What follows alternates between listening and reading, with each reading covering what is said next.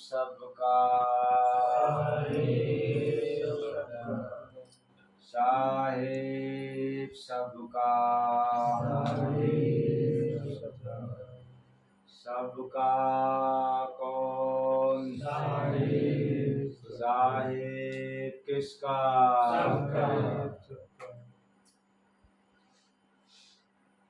आज हम सब सूराराम हैदराबाद तेलंगाना में रात्रि के समय में अपना अमूल्य समय निकाल करके आस्था भाव के साथ बैठे हुए, इसलिए चले कार्यक्रम की ओर, करें शुरुआत एक भजन के साथ। साहेब सबका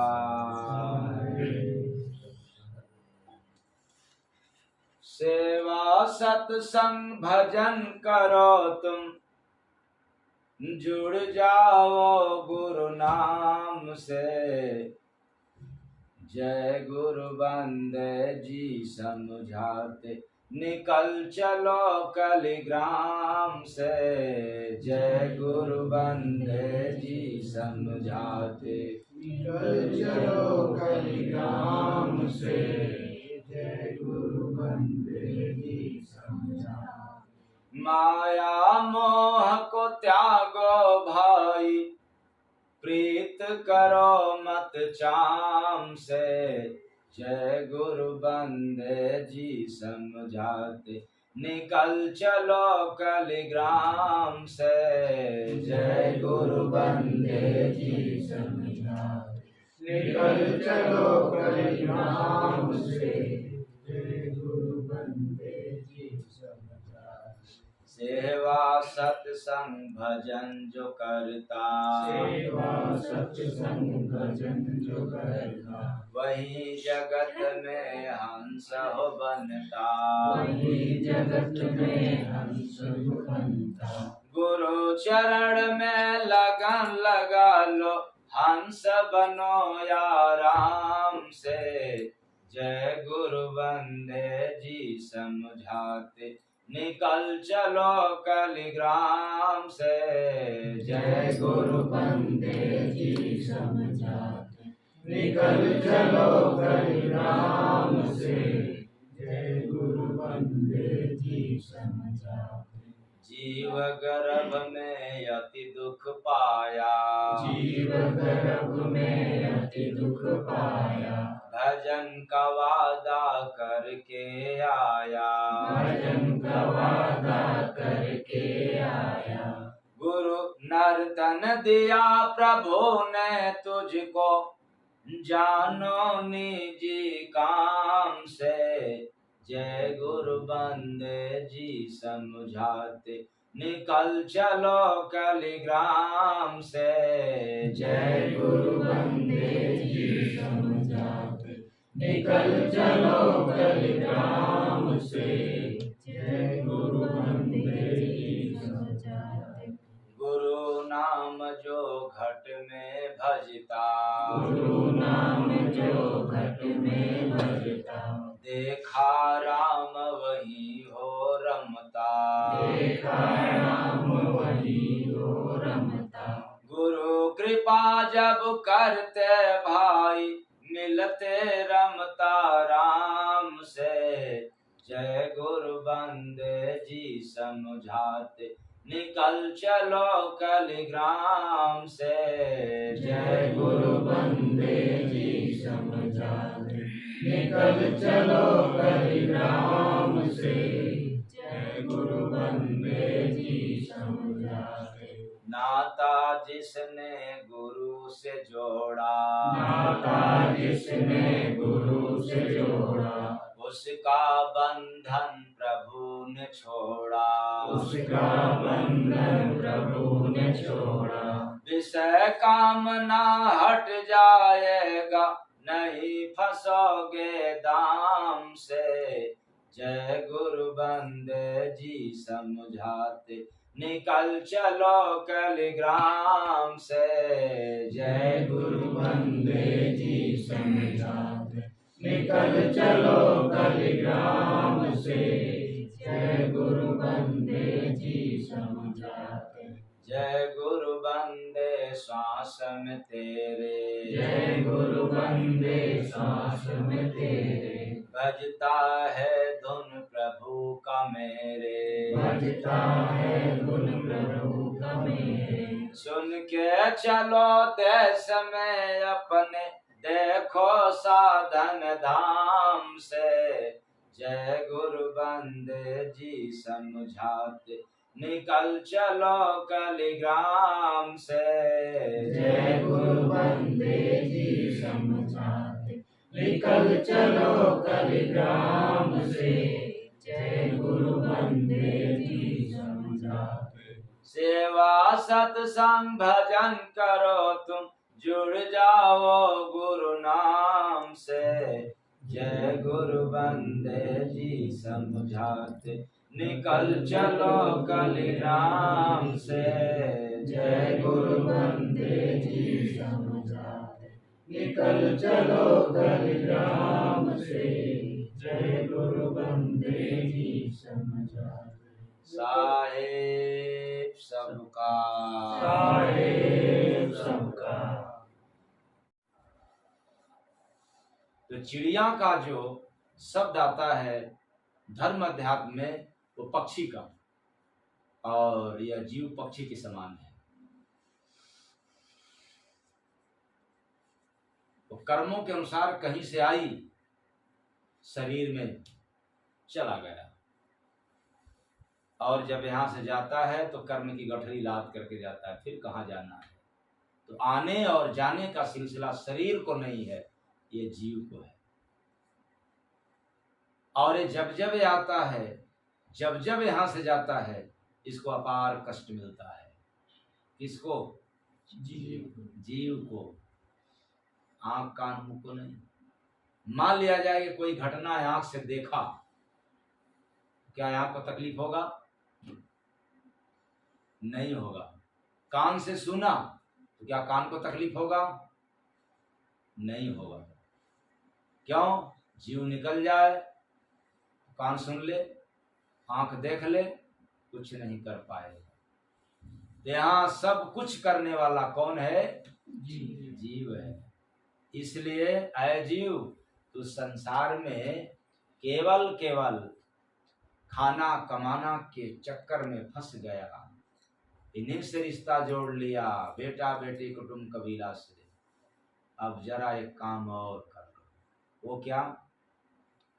सेवा सत्संग भजन करो तुम, जुड़ जाओ गुरु नाम से, जुड़ जाओ गुरु नाम से, जय गुरु बंदे जी समझाते, निकल चलो कलिग्राम से। जय गुरु बंदे जी समझाते, निकल चलो कलिग्राम से, जय गुरु बंदे जी समझाते। अब जरा रिश्ता जोड़ लो सेवा से, सत्संग से, भक्ति भजन से। क्यों? यह जो चार काम है वो तुम्हारे लिए है, जीव के लिए है, और 1000 काम तो शरीर के लिए है। लेकिन कितना गड़बड़ हो गया, 1000 काम में हम लोग व्यस्त हो गए, और इतना व्यस्त हो गए कि 4 काम करने के लिए भी समय निकलता नहीं है, और 1000 काम में उलझे हुए हैं। इसलिए अब उनसे छुटकारा पाना हो तो 4 काम और जोड़ लेना है। नहीं छुटकारा पाना हो तो 1000 काम बिना बर्बाद किए छोड़ने वाला नहीं है। उलझ गया। इसलिए सेवा सत्संग भजन से जुड़े।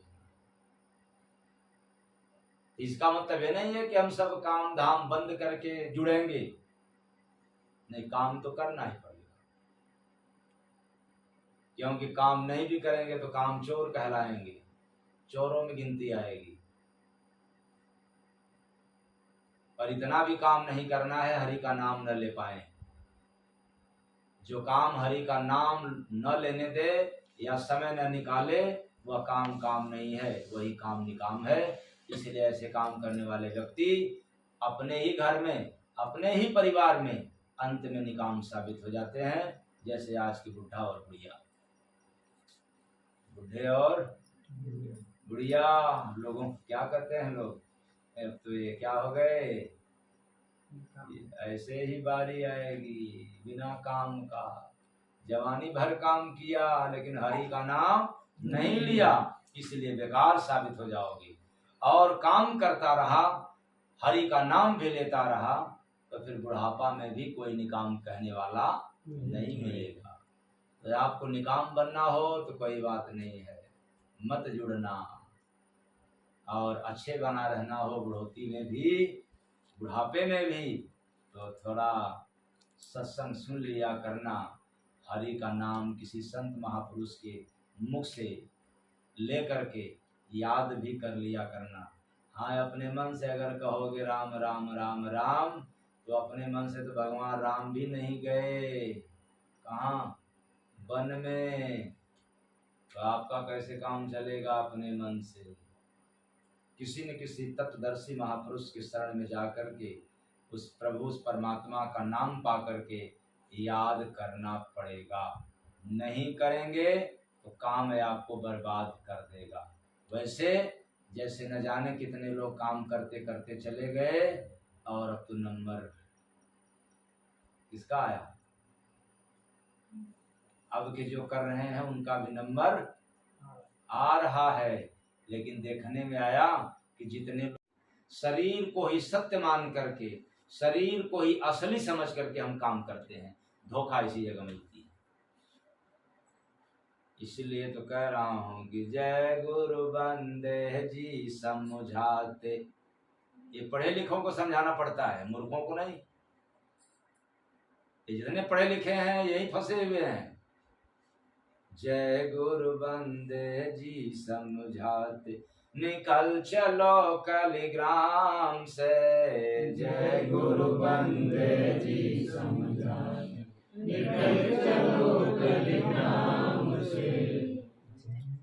तो यहाँ से शरीर तो जाता नहीं, और शरीर कहीं ऊपर से आसमान से आया नहीं। शरीर को तो लिखा हुआ मिलता है प्रमाण में, ये तो गर्भ से आया, अर्थात संसार से ही आया। ये 5 शरीर, 5 तत्व से मिलकर के शरीर बना है। जैसे अगर व्यक्ति को मिट्टी न मिले तो रोगी हो जाएगा, चाहे कितना भी फैशन में हो जाए, शरीर से अगर टच नहीं है मिट्टी तो एक दिन रोगी उसको होना तय है। आदमी कितना भी सुविधा युक्त हो जाए, वो आसमान देखने को न मिले तो रोगी हो जाएगा, हवा न मिले तो रोगी हो जाएगा, और पानी ना भी मिले तब रोगी हो जाएगा। इसलिए गोस्वामी दास जी ने लिखा तो सभी लोगों ने, लेकिन गोस्वामी दास जी ने थोड़ा स्पष्ट इसको कर दिया, क्षितिजल पावक गगन समीरा, अपंच रचित अति अधम शरीरा। ये 5 तत्व मिल करके शरीर का रचना हुआ है, और एक दिन ये 5 तत्व विलीन हो जाता है अपने अपने में। तब जब यह चिता पर जलता है तो धुआं के रूप में, आग के रूप में, पानी के रूप में, और अंत में मिट्टी के रूप में। इसलिए तो कहा जाता है कि आदमी चाहे कितना लंबा चौड़ा हो जाए, कितना वजन वाला हो जाए, लेकिन जलने के बाद तो एक मुट्ठी राख भी निकलता नहीं है, सब में समाहित हो गया। संसार से आया और संसार में ही खत्म हो गया। लेकिन आया तो कुछ और था, गया भी कुछ और। वो क्या आया था? जीव आया और फिर शरीर से जीव ही निकल गया। इसलिए यह जो भजन है इसको छोटा सा साधारण नहीं समझना है। यह भजन तो शरीर के अंदर की राज खोल रहा है।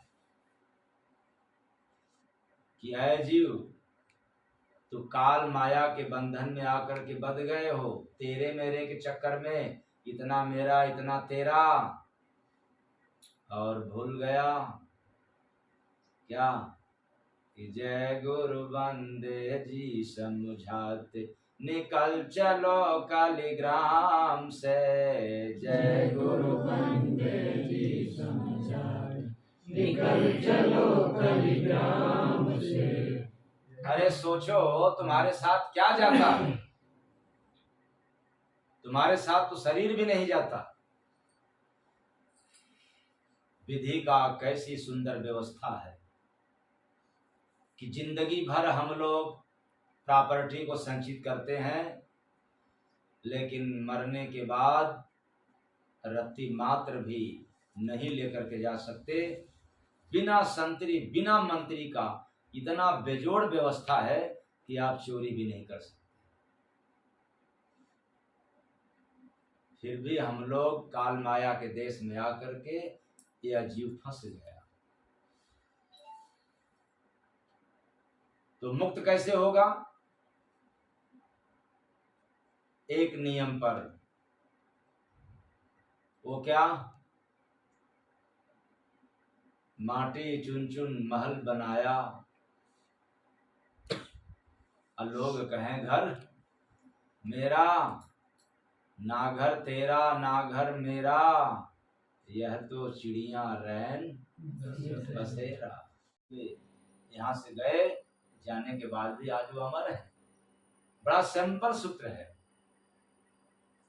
मर जाना अमर हो जाना। मरने के लिए 1000 काम है, अमर होने के लिए सिर्फ कितने काम है? कितना काम? और जो 4 काम नहीं करेगा, कभी मत सोचेगा कि मैं अमर हो जाऊंगा। चाहे कितना भी बढ़िया खा लो, कितना भी बढ़िया कमा लो, लेकिन अमर नहीं हो पाओगे। मात्र 4 काम ही अमर करता है, सेवा, सत्संग, भक्ति और भजन। यदि आप पूजा भी करोगे तो नहीं अमर हो पाओगे। एक लोटा जल भी गिराओगे तो अमर नहीं हो पाओगे, लेकिन भजन करोगे तो अमर हो जाओगे। इसलिए मीरा दीवानी थी, भजन में लीन थी। सूरदास, कबीरदास इत्यादि तमाम महापुरुषों का सब भक्ति भजन में लीन थे। ये मत कहना कि वो लोग लीन थे, कोई काम नहीं किया। रविदास जी भक्ति में लीन थे, तो रविदास जी जीवकोपार्जन के लिए काम भी किया करते थे। ये मत कहना कि केवल भक्ति भजन में लीन हो जाएंगे तो कोई काम और नहीं होगा। कबीर साहब भक्ति में लीन भी थे, तो जीवकोपार्जन के लिए क्या चलाया करते थे? बुनाई, साड़ी बुनाई करते। हाँ, वैसी बातें नहीं है अपवाद की। आप हर काम भी कर सकते हो और भक्ति भजन भी कर सकते हो। इसलिए यहाँ पर कहा जा रहा है कि सेवा सत्संग भजन करो तुम, जुड़ जाओ गुरु नाम से, जय गुरु बंदे जी समझाते, निकल चलो कलिग्राम से, जय गुरु बंदे जी समझाते, निकल चलो कलिग्राम से, जय गुरु बंदे जी समझाते। ए भैया देखे अजब हम सुअरी, ए भैया देखे अजब हम सुअरी, नचावेला सिर के ओढ़ाई क्या चुनरी, ए भैया देखे अजब हम सुअरी, ए भैया देखे अजब हम सुअरी। ऐसा सुअर आप लोगों ने देखा है क्या कभी कि शेर को नचावे उड़ा करके? नहीं देखा है? सुना है कि नहीं? सुना भी नहीं तो कम से कम 2 में से 1 तो आज करा ही देंगे, कम से कम सुना देंगे और स्पष्ट कर देंगे कि नहीं, सुअरी जो है शेर को नचा करके उड़ा करके नचाती है। वो कैसे? जब आप बाहर देखना चाहेंगे तो नहीं देख पाएंगे, लेकिन शरीर के अंदर आप जाएंगे तो देख लेंगे। इसलिए मानव शरीर रूपी नगर में एक अद्भुत सुख सुविधा रूपी सुअरी को देखा। जिसको ज्यादा सुख सुविधा चाहता है उसका व्यवहार, उसका शकल सुअरी के समान हो जाता है। तो सुअरी को पसंद क्या है, अच्छे जगह पर कि गंदे जगह पर? जिसको ज्यादा घर में सुख सुविधा चाहता है वो बाहर कहाँ ज्यादा समय बिताता है? आंकड़ा लगा लीजिएगा। तो सुख सुविधा रूपी सुअरी को देखा जो आत्मा रूपी शेर को, शेर कौन? आत्मा लालच रूपी चुनरी ओढ़ा करके नचा रही है। ऐ जीव देखो तुम्हारा इतना है और हो जाएगा। तो जीव भी समझ गया कि हाँ लालच मेरे ही लिए है। ये तो उसको तब पता चलता है जब सब कुछ छोड़ करके जाना पड़ता है। अरे ये तो हम सुख सुविधा में मोह ममता में ही जीवन बिता दिया। इसलिए सुख सुविधा रूपी सुअरी आत्मा रूपी शेर को लालच रूपी चुनरी उड़ा करके खूब नचा रही था। यही बात मैंने सुनाया, ए भैया देखे अजब हम सुअरी, ए भैया देखे अजब हम सुअरी, नचावेला शेर के ओढ़ाई क्या चुनरी, ए भैया देखे अजब हम सुअरी, ए भैया देखे अजब। कि सेवा सत्संग भजन करो तुम, जुड़ जाओ गुरु नाम से।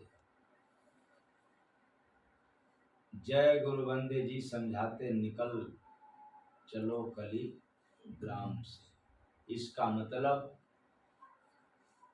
ये गांव अर्थात ये नगर चाहे मोहल्ला घर अपना नहीं है। यहाँ तो कुछ दिन के लिए आए हैं और एक दिन यहाँ से जाना तो पड़ेगा ही। अब आपको चुनना है, जाते समय रोते हुए जाना है या हंसते हुए। लेकिन देखने में आता है कि यहाँ सब के सब रोते हुए जाते हैं। अरे अब तो जाना है, मेरे जाने के बाद परिवार का क्या होगा, बेटा बेटी कुटुंब कबीला का क्या होगा, अब तो मुझे चलना है। सब रोते हुए जाते हैं। ये काल का घर है, इसलिए इसको कहते हैं काल माया का देश है। हम चाहे कितना भी अपने आप को धनवान ज्ञानवान कुछ भी बन जाए, रूपवान बलवान पहलवान, लेकिन उससे भी ज़्यादा पहलवान, उससे भी ज़्यादा बलवान कौन है? काल। एक दिन ले जाएगा और उसे कोई नहीं बचता है, क्योंकि संसार में नियम चलता है काल का।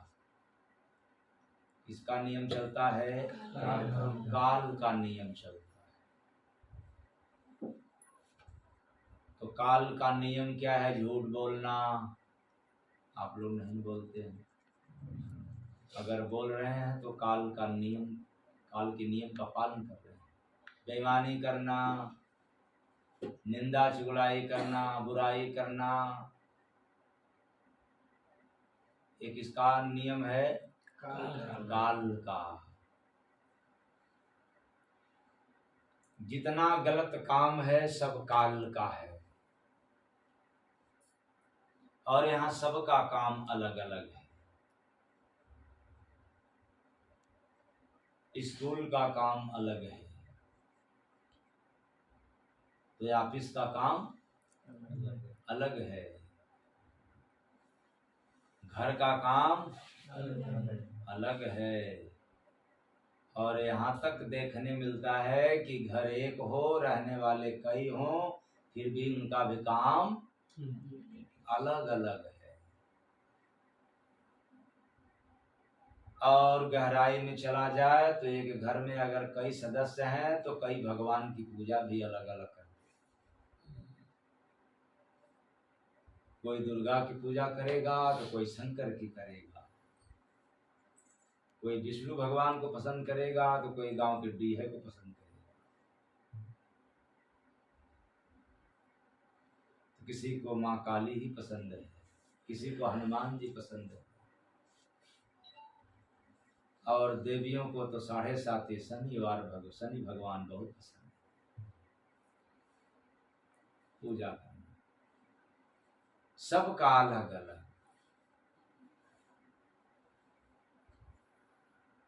लेकिन अलग अलग काम करते हुए भी एक दिन सबसे अलग हो जाना है, निकल जाना है, यहाँ से चले जाना है। तो बात समझ में नहीं आता है कि यहाँ से जब जाता है तो कौन जाता है, ये आँख या कान, मुख, शरीर या मन, बुद्धि, अहंकार या जीव, यही बात समझ में आ जाए तो इस संसार से जब निकलेंगे तो हंसते हुए निकलेंगे। अगर ये बात न समझ में आए तो रोते हुए जाएंगे, क्योंकि शरीर तो कहीं आता जाता नहीं, आंख भी कहीं नहीं आता जाता, कान भी नहीं जाता, वो तो शरीर के साथ है। और शरीर है नश्वर, शरीर है जड़, शरीर है मुर्दा। पर हम लोग क्या समझते हैं कि नहीं सब कुछ शरीर है। बच्चों नहीं करते हो, करना मत, जिम्मेदारी। तो चिंता रूपी भालू को कुकर्म रूपी कुतिया पाल करके रखती है, यानी जिसको ज्यादा चिंता रहता हो, सत्कर्म नहीं करता, कर्म नहीं करता, कुकर्म करता है, टेंशन वाले, चिंता वाले। क्यों कि जो ज्यादा टेंशन करता है, चिंता करता है, उसकी बुद्धि भ्रष्ट हो जाती है। क्या करना चाहिए क्या नहीं करना चाहिए डिसीजन नहीं ले सकता, जो भी करेगा कुकर्म ही होगा, सत्कर्म नहीं होगा। इसीलिए कुकर्म रूपी कुतिया पालती है किसको, चिंता रूपी भालू को। छोड़त कभी नारे उसका दुअरिया,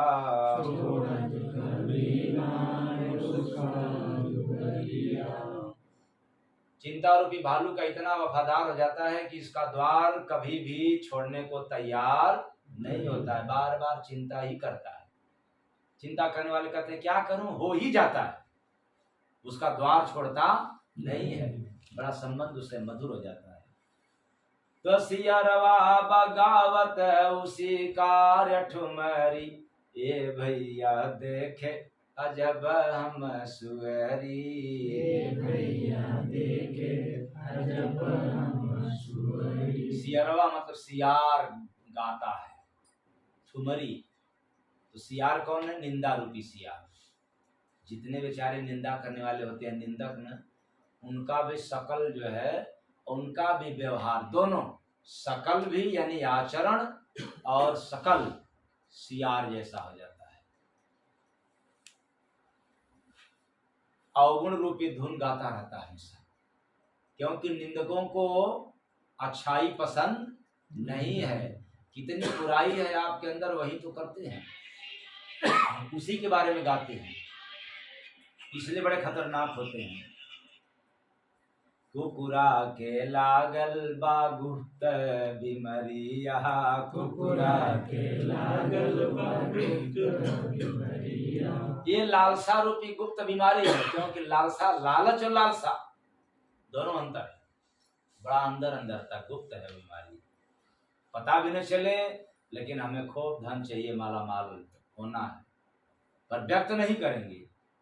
ये लालसा रूपी जो रोग है बड़ी गुप्त है, इसलिए काम रूपी कुत्ता को लालसा रूपी गुप्त बीमारी पकड़ा है। जो अधिक काम करता है बहाना करता है कि मैं इतना काम कर रहा हूं इसलिए कि हमारे बाल बच्चे सब क्या हो जाए, दुरुस्त हो जाए, और ये नहीं सोचता है कि हम इतना काम करें कि बच्चे भी हो जाए और हम भी हाई पैमाने पर रहें, वो नहीं सो करेगा। ये गुप्त बीमारी रहती है काम करने वालों को। सुअरी का जंगल में करे फिकरिया, सुअरी का जंगल में करे फिकरिया। हाँ, इस संसार में सबका स्वामी बनना चाहता है, इसलिए सुख सुविधा रूपी सुअरी की याद में रहता है। मतलब कितना सुख सुविधा हो जाए मुझे और मेरे परिवार को, इसलिए फिक्र उसको रहता है। तो गिरौले बा भेड़वन के कुआं में कुंवरी, ए भैया देखे अजब हम सुअरी। ये भैया देखे अजब हम सुअरी। ये संसार रूपी कुआं में गिरा दी किसको? भेड़ को। भेड़ कौन? भीड़ रूपी भेड़। भीड़ को क्या कहा गया?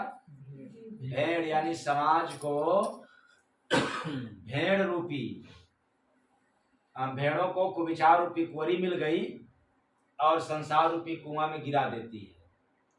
जय गुरु बंदे मिला जब बछुआ, जय गुरु बंदे मिला जब बछुआ।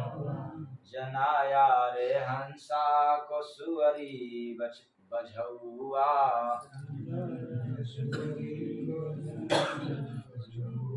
इसका मतलब आत्मा रूपी शेर को संसार सत्संग रूपी सरिता में विवेक रूपी बछवा मिल जाता है।